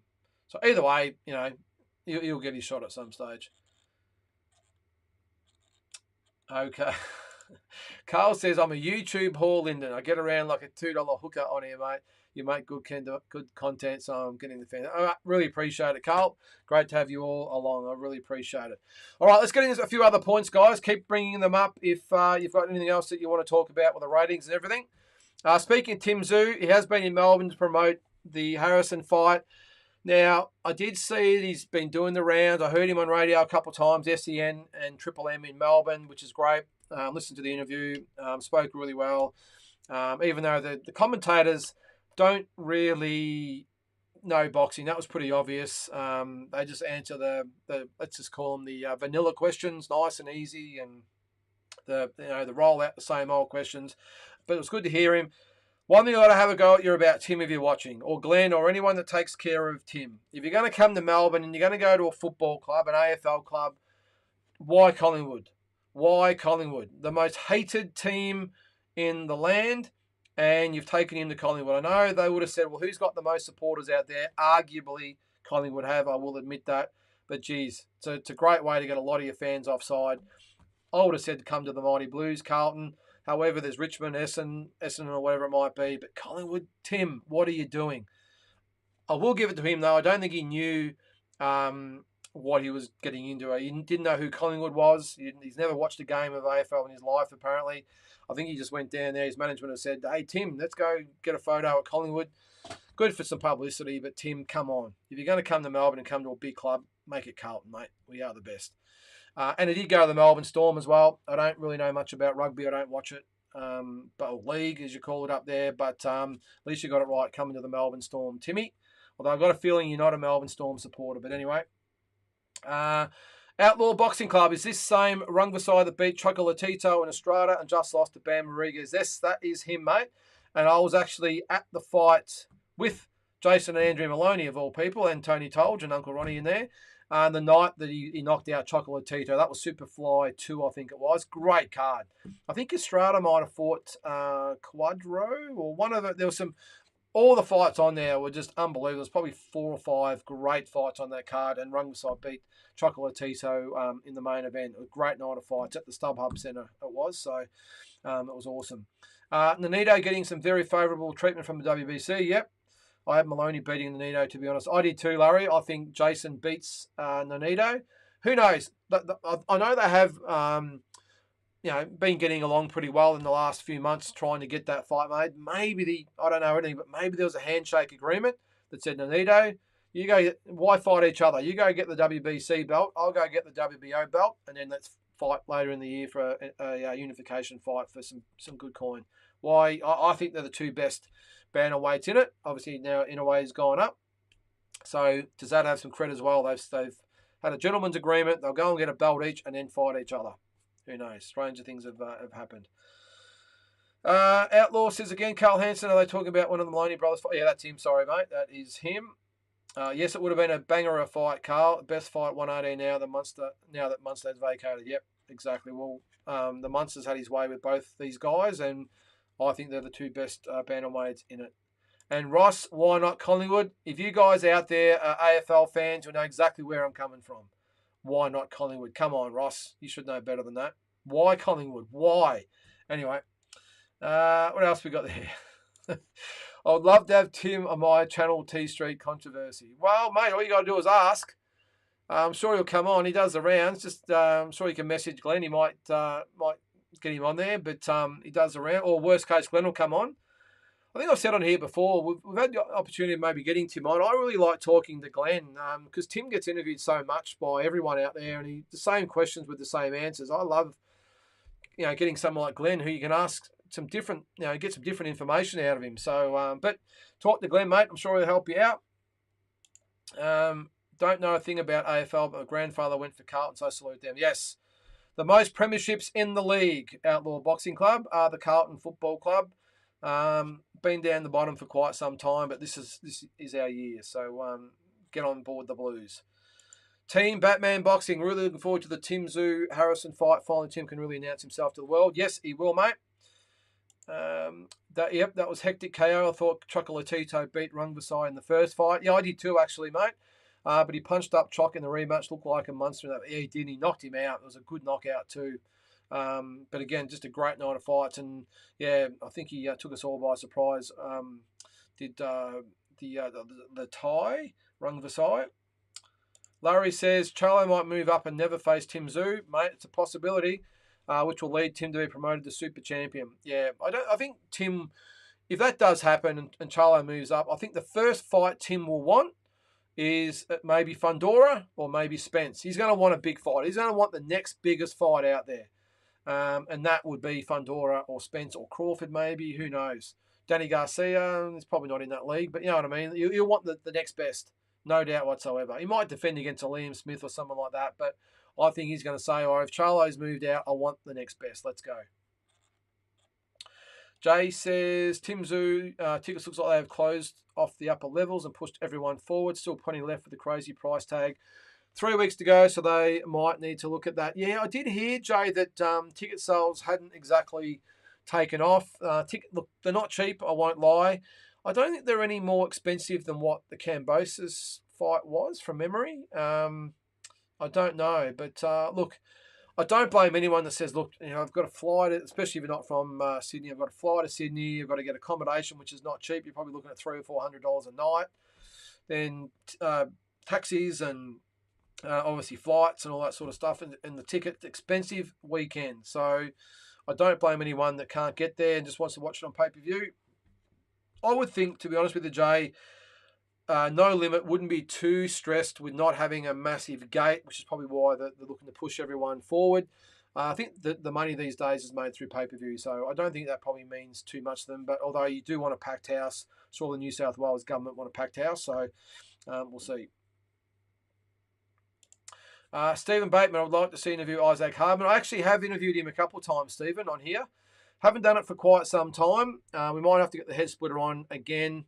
Yeah, I know Isaac really well, Stephen, so we might give him a yell and see if he can come on. I know, look, he's a great guy, Steve. Steve, he will come on any show and talk. And what you see is what you get. He's a great guy. All right. Perhaps he could fight Boots Ennis. I think he's going to stay at welterweight, isn't he, Larry? I'm not sure. We'll see. Yeah, could be an option. I think Boots would want the welterweight belt first, and then maybe he might try and unify against Crawford. I think Crawford stays at welterweight for a little while. I think he obviously makes the weight pretty well. Spencer's the one for me. I see Tszyu versus Spence. That's the big fight I see. Maybe Fundora. Nakatai, Andrew Maloney, ordered by the WBO. I did see that, mate. Batman, where's that? Superfly. Okay, yep, I did see that. Now isn't Ioka and Franco fighting a unified, or the rematch for the unified belt? That's what I thought I saw announced the other day. So correct me if I'm wrong, but I'm pretty sure I saw that the unification fight between Franco and Ioka has been ordered. So, but Andrew Maloney's number 2 with the WBO. Nakatani is number 1.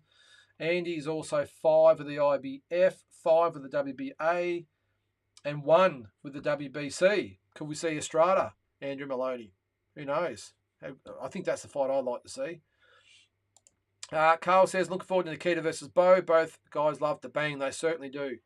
Certainly do, mate. I think it'll be explode. I think the whole card's going to be great. How good is it? Just a great card. And if you are wondering about, I just mentioned before about with the expense involved in the fight. This is one card. I must admit, I looked at it and went, oh, do I want to go or not? I understand the main event's great, but do I really want to fly all the way to Sydney for the whole weekend for it? And when I looked at the card, it was yes. I do want to. I want to fly up there for the weekend. It's going to be a great day of fights. Awesome day of fights. Sometimes with these big events, No Limit is not one of them, I will say. They'll give you a great main event, and the undercard's just shit. They really save the pennies on the undercard. No Limit, on the other hand, I take my hat off to them because they're saying, well, let's pour all the money in and give the fans a great card. So full credit to No Limit. Yep, rumours are that Spencer's moving up as well. Yep, I heard that, Larry. And Zoo and Spence, what a fight that would be. Paul, what are you doing? Go the Pies, stuff the Blues. Well, I'd expect that from a Collingwood supporter, mate. I say a bit tongue-in-cheek. It's a Carlton supporter's job to hate Collingwood and vice versa. And I'm sure you're still thinking about round 23 last year. I know I still am, mate. I said today to my wife, and I think it was I said to my wife in my walk-in cupboard, my scarf and my jacket from round 23 is still chucked on the floor from when I stormed in the door in August last year and threw it on the floor. It's still sitting on the floor, and that's where it's going to stay until they make things right. But we do play them in a practice match this week, so I will be there to check it out. Outlaw Boxing Club, are you based in Melbourne? Yes, I am. We're looking to bring my brother and some of our fighters there for sparring in the next few months. Yep, that's good, mate. I'm assuming you're in Sydney, I gather. But yeah, in Melbourne, mate. And some really good gyms in Melbourne to go to, mate. Heaps of great gyms. So best one in Melbourne, of course, is Pursuit Boxing with Lim Jacker and Tassie Brown down there, I got to say. But yeah, if you wanted some good gyms to go to, mate, there's plenty down there. Some great sparring for you down there. All right, we're talking footy, are we, Big J? Carlton haven't won since the Cats had another hairball in 95. Well, look, we played in the grand final in 99, Big J. Almost got there in 2000 and the wheels fell off and haven't been anywhere near it since then, mate. So still 16 cups are the most of any team, along with Essendon, but we don't talk about them. All right, Batman, what else we got there, mate? Wouldn't mind Charlo moving up to 160. Jamal moves to 168. Yes, I agree. Spence moved up to 154. I think Tim would have an easier night versus Spence, who's not as fast, explosive, and powerful. Yeah, similar type of styles, aren't they, Batman? I think Tim and Spence. I think maybe Tim. I don't think either one of them are big punchers. Spence, yeah, similar. Who knows? It could be a chess match. Could be boring, but who knows? I would love to see it, though. That, for me, apart from Charlo, that's the money fight for Tim. I would love to see that fight. I know he'd love to. I think a few little barbs already put out there between the two, so who knows? Maybe there's a little bit of, sort of foreseeing for the future. Who knows? Carl says Boots will fight another 20 C-level guys first. Yeah, I don't really. I know he's got a lot of talent, Boots Ennis, but I can't rate him until he steps up his opposition guys. It's hard to rate, I think. What do we got here? Carl says, again, yeah, I'm a fan of his. I was gutted when Zarafa stopped him. Yeah, that's the head splitter. Boots is a big welterweight. I think he will go up as soon as he gets a belt. Yeah, probably. Carl, I agree, mate. Way better than Kambosos and Haney. Yeah, look, the Kambosos card had the two Maloney boys on it, of course, but they were winnable fights. Had Susie Ramadan, Shanika Johnson, which is good, really good female fight. But apart from that, I thought it was a bit shallow. And this one, just all Aussie versus Aussie fights. Love it. Apart from Kuso, of course. But all really good, solid 50-50 Aussie fights. I love it. Stephen, just going through the comments there, guys. I would pick Tim. Spence been inactive for so long. I don't see Spence pressing Tim against the ropes. Nobody Spence has ever fought has a physical strength and pressure of Zoo. I agree, mate. I think you're going to see, said before, this is the first step for Tim. I think you're going to see him make a statement against Harrison, get hopefully the Charlo fight, but if it's not him, it'll be someone else, and become one of the elite A-level class fighters in the sport. Got to get past Harrison first, so. Jules, again, mate. Before the Ugas fight, Spence said in an interview that he walks around at 90 kilos plus. Holy shit. Big boy that might suit super welterweight and trouble Tim. Yeah, that's a lot of weight, isn't it? So what's 90? He fights at 67 or 66 and a half, whatever it might be. What's that, 25 kilos? 24, 25 kilos every time you come down. That's a lot of weight. I've stood next to Spence before at one of the, I think it was the Expo in Vegas, and he's a big guy. He is a big guy. Could easily see him as a middleweight, not just a welterweight. So, yeah, that's 90 kilos plus. Holy shit, that's a big boy. Carl says, no idea what you're talking about with the AFL, but did the Lions win it in 2000? No, mate. Essendon won it in 2000. The Lions won it in 1, 2, and 3. 2001, 2002, 2003. They did, mate. And we'll be right amongst it this year. Charlo is much more dangerous for Tim Fazoo than Spence. Charlo is sudden and can end at any point. Yeah, you're probably right there, Batman. I think he's the bigger puncher, and that's the danger with Tim. He can get caught. I know Harrison's pinning his hopes on the fact that Tim's defence is not probably is what he sees as elite, but you would think that Tim's team would know that, and they'd be working on it, and especially knowing that Tony's a very dangerous fighter. So I think they'll be working on that. Maybe not starting too strong. He can get caught early, Tim. We've seen that against Gorche. So maybe they might just be saying to Tim, let's just, for the first couple of rounds, get your range, get your timing, just have a look at him, hands up, nice and tight, and then see where you go from there. So, but I would definitely see that game plan against Charlo, because Charlo, he can punch and he can get you out of there. Are we still talking footy, Big J? Lions won, yeah. I didn't say that. Runners up in 04. Yep, exactly, mate. And done, yeah, sweet, F all since. Yep, exactly. Outlaw based in Maroubra. Is that South Sydney? Okay, I thought Maroubra. Oh, okay. I was thinking, where's Isaac Hardman from? That's something like that, isn't it? I thought that's New, Queensland though. Jim Bra, we already got some sparring lined up through contacts with Brizzy. Yes, great Jim, the Brizzy brothers. Yeah, I know Sam and Ben very, very well. Great gym down there. I didn't think of that before. Sam's part of the national amateur team, has some pros as well. Obviously, Ben's just, boxing royalty in Victoria, mate. So, yeah, great gym to go to and get some great sparring. Depends on the weight you're after too. But yeah, some really good gyms in Melbourne, mate. The Brizzy brothers have been around a long time. Sadly, one half of the Brizzy brothers is no longer with us, Cos. But Ben's there and Sam has stepped up, and they do a great job out there at the Brizzy Brothers gym. So, yep, North Melbourne. No, it's not North Melbourne, mate. I think it's out in the east or northeast, I think it is, of Melbourne, unless they've moved. But I think it's a little bit out of Melbourne. But North Melbourne, I think the Pursuit Boxing's in Yarraville, that's sort of West Melbourne. But the Brizzy Brothers, I think they're more east. Mate, but I don't know. What else we got there, guys? All right, on the world scene, let's talk a little bit about... Actually, I will say before we go, Dana Coolwell, big fight for him coming up, March 18th in Dubai against Hasib Ahmadi. Good step up for him. I don't really know much about Ahmadi, but good luck to Dana in his first fight overseas, and Tasman Fighters, of course, doing great jobs. They don't really get recognised enough, I don't think, Tasman Fighters, so good luck to them. On the world scene, Davis Garcia apparently is signed, sealed, and delivered. It's just the TV networks have to cross the I's and dot the T's, and we have a fight, guys. April 15th, I hear it's at the T-Mobile Arena in Las Vegas. So how cool will that be? April 15th. So I'll tell you what, if you're looking to get over there for one of the fights, would you go to this one or the one after this, Haney Lomachenko? Which one would you go to? May 20th, MGM Grand, apparently that's going to be. Devin Haney, Vasily Lomachenko. So Ryan Garcia, Tank Davis, April 15th at T-Mobile. Devin Haney, Vasily Lomachenko, May 20th at the MGM Grand. Thanks, Jules. Thanks with about Isaac. Caboolture, sorry. Yep, outside of Brisbane.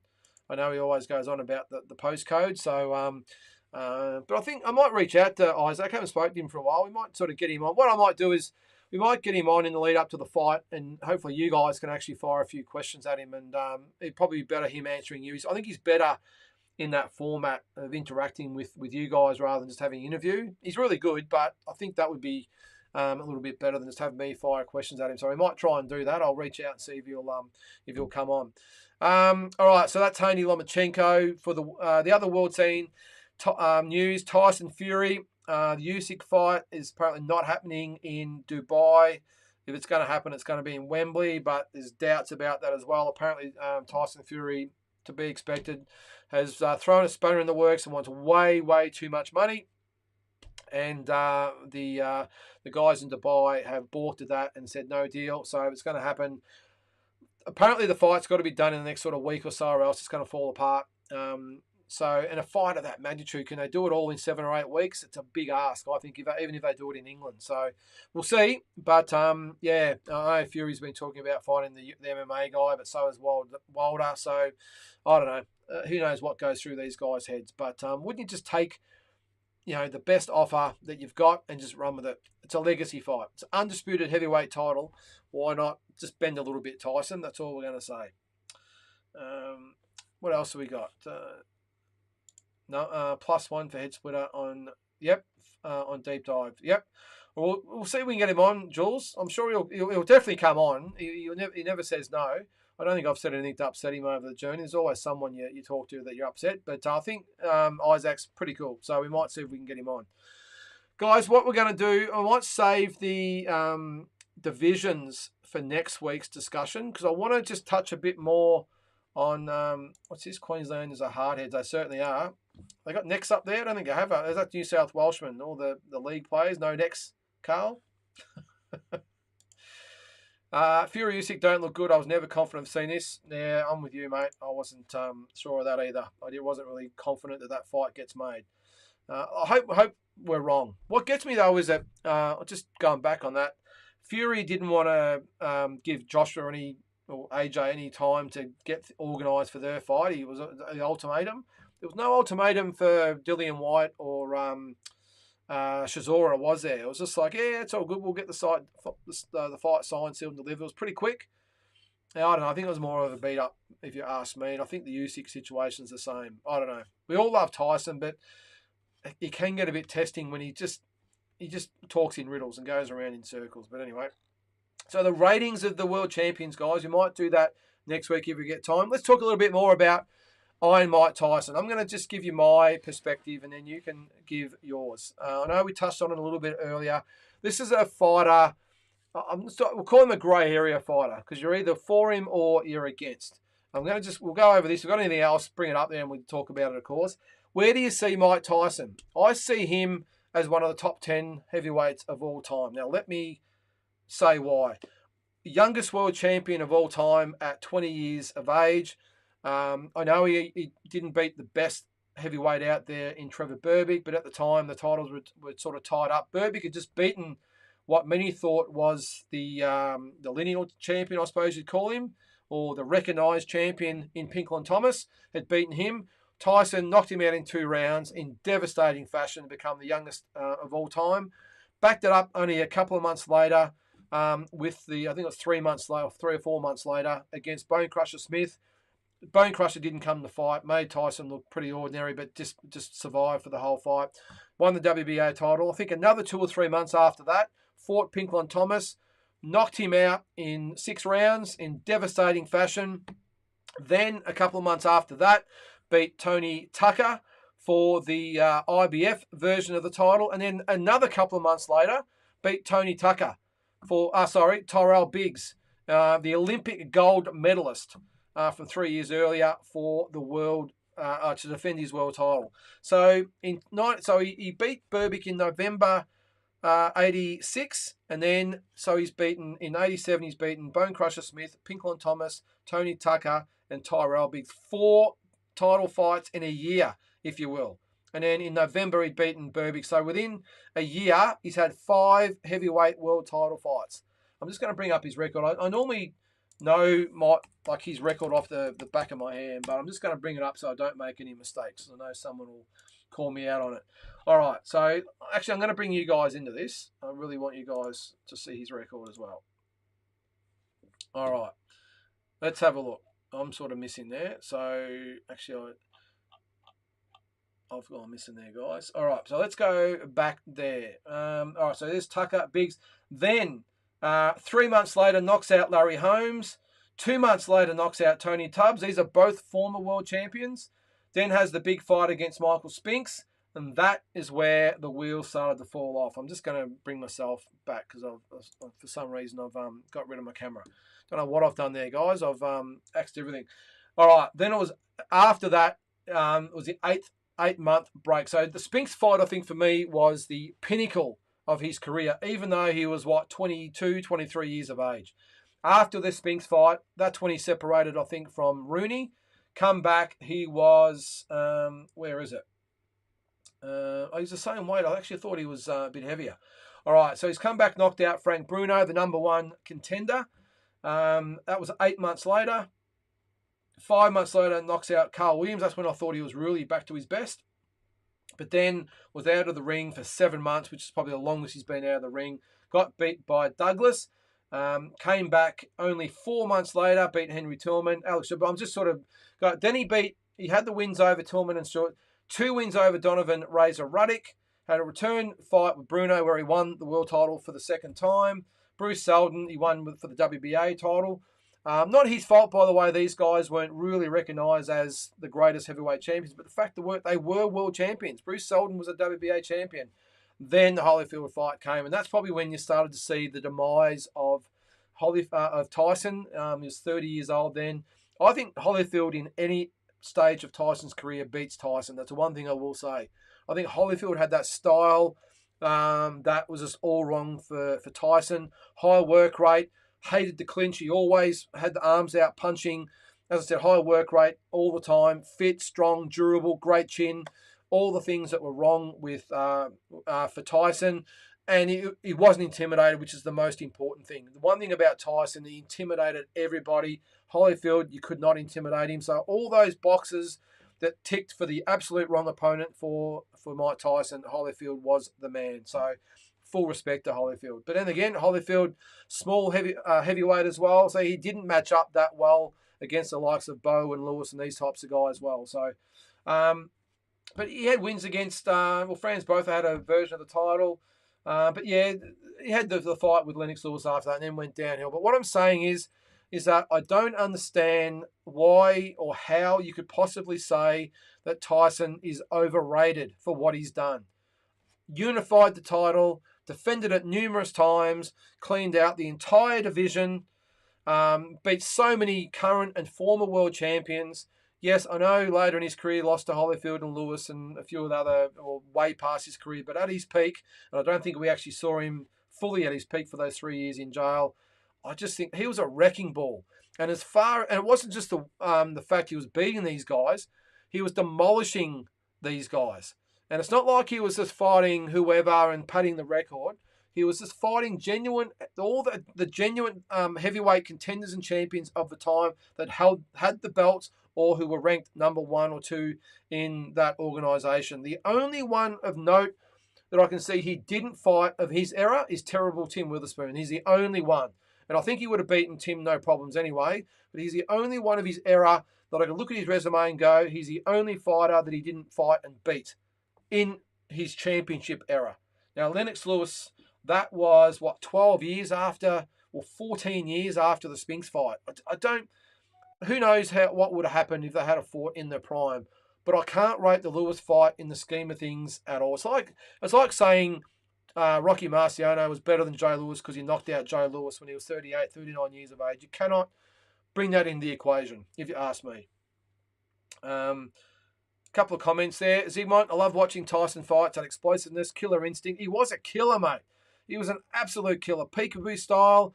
Later in his career, after he left Kevin Rooney, that's when you started to see him throw one punch at a time and clinch and hold and wrestle and really just go through the motions. Before that, when he was with Kevin Rooney, he was an absolute beast and a wrecking ball. He would knock out everybody, and they were legitimately scared of him. All of his punches were powerful, but his uppercuts were especially devastating. Again, mate, the Kevin Rooney era, I will put Mike Tyson in any era. I would back him to beat any heavyweight in history. I know that's a bold statement. When Kevin Rooney had the reins of Mike Tyson, I think he was right on the verge of being the greatest heavyweight of all time. And I'm taking into consideration Ali and Lewis and Fraser and Foreman and Holmes. I'm talking about them all. Come at me if you will. It's just my opinion. But when Kevin Rooney had him, he was pretty much unbeatable. Later, when he got some of those other guys got hold of him, as I said, it was one punch at a time, grab, hold, clinch, whatever it might be. An absolute shell of his fighter. He put on probably 10, 15 pounds. Obviously didn't train as hard. And, yeah, it wasn't the same Tyson. I think Holyfield would have always beat Tyson style-wise, and most importantly, mental. Evander always believed he could win and would beat Mike. As I said, mate, you could not intimidate Holyfield, and for his conditioning, his durability, his chin, his style of fighting was just all wrong for Tyson. Even his size, the fact he was a little bit smaller, almost worked into his favour. Because Tyson, those big guys, they were not real fast and sort of stationary, so they were there for that big overhand right or the uppercut or left hook, whatever it might be. And Holyfield was completely different because he was mobile, in and out. He'd give him angles. So completely wrong for Tyson. Jules said Tyson's autobiography, Undisputed Truth, could be the greatest ever written. Yeah, and his live show is great too, Jules. So if you haven't seen that, check that out. Tyson never fought Bowe or Foreman. I sort of get you there, BJ. Yeah, Bowe's one, but Lennox Lewis didn't fight Bowe either. Bowe, he was an enigma. Bowe, I don't think. Look, I wouldn't blame Tyson's management for saying we probably don't want Bowe. Is probably all wrong for us, but as I said, mate, Lennox Lewis didn't fight Bowe either. You know, and who else really did Bowe fight apart from Evander Holyfield? I know he fought Gallotta and a few of the others out there that come to mind, but yeah, Bowe didn't really fight a lot of the real elite either. And he was a little bit later. He'd sort of come on the scene in 93, 94. Tyson was shot by then, if you ask me, although he did win the world title, I know, in 96. So, yeah, look, you're right, he never fought him, but I wouldn't hold that against him because, as I said, Bowe didn't fight a lot of the best heavyweights. And Foreman, yeah, it's a good one. I'm not sure why they didn't fight. Maybe by the time, I don't know. I can't answer that, mate, but I don't think you can hold not fighting Foreman against Tyson. I think that was well after his reign anyway, that Foreman was the champion. Although it was 94, wasn't it? I don't know. I think that's more of circumstance rather than him avoiding him or whatever. But I mean, when Tyson was the undisputed champion, he cleaned out everyone. Foreman wasn't around then, and neither was Bowe. In the late 80s, early 90s, neither of them were around. At the level anyway. Yeah, what he did to Thomas, Spinks, Holmes, yeah, it was scary. Mate, he just made an absolute mess of all of them. Bowe and Tyson was a dream fight that never happened. Both from same neighbourhoods, Brownsville, Brooklyn. Yeah, yeah, they were. I don't know why it didn't happen. Look, sometimes fighters just don't fight for whatever reason. I'm not holding the fact that he never fought Bowe against his legacy because he just fought everyone at that time. As I said, late 80s, early 90s, he cleaned out everybody. And after that, the title got splintered. There was all sorts of things happening. Bowe was fighting Holyfield.